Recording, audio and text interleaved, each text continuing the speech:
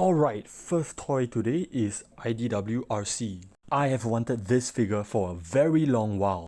Fortunately, I had been expecting Hasbro to release a figure to actually surpass this RC. Sad to say, they never did. While the War for Cybertron series gave us some of the best renditions of some of the G1 characters, this was not the case for RC. This figure is brilliant, holding the position of best mainline RC since 2015. The only variant that could surpass this figure would be the Masterpiece, but that is a completely different tier. The amount of accessories that was given to this deluxe class figure was also awesome. I dare say that she has the best looking face sculpt of all the mainline RCs. That is just gorgeous. I mean, just look at the War for Cybertron line, and the RCs that they gave were just, very lifeless looking. They were too pale, and at the same time they had that nasty backpack, and just taking the backpack off as a gimmick, it just felt like cheating. It was a badly designed shell former.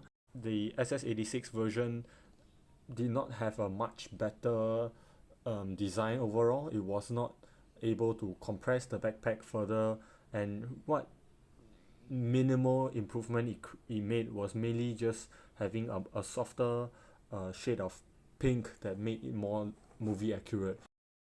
8 years has passed since the release of this figure. Despite major improvements in toy engineering and design, key design issues with this toy, including the backpack, has not been resolved. Next on the list is Starscream from the War for Cybertron line.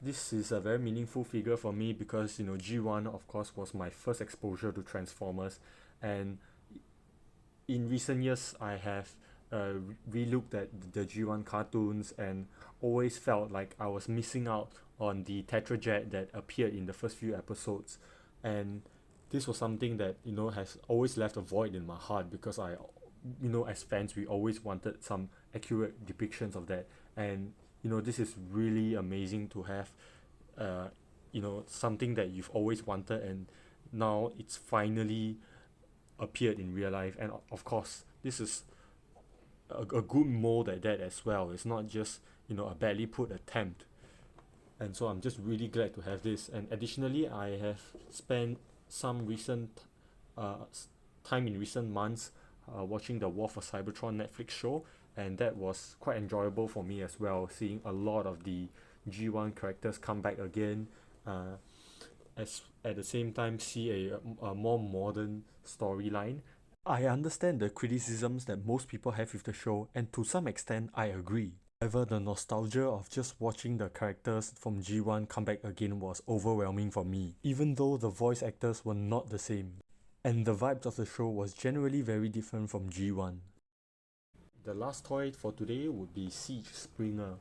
I took some time to get this figure because I was deciding whether he was actually the accurate enough version to collect, to actually be the definitive version of Springer. So I've heard a lot of opinions on this, and ultimately I felt like both of the vehicle modes look quite accurate to the G1 show. The main issue really being the shoulders, which was supposed to be 45 degrees slanted in the show, but I think I can look past that, because for the most part this really captures the essence of the character.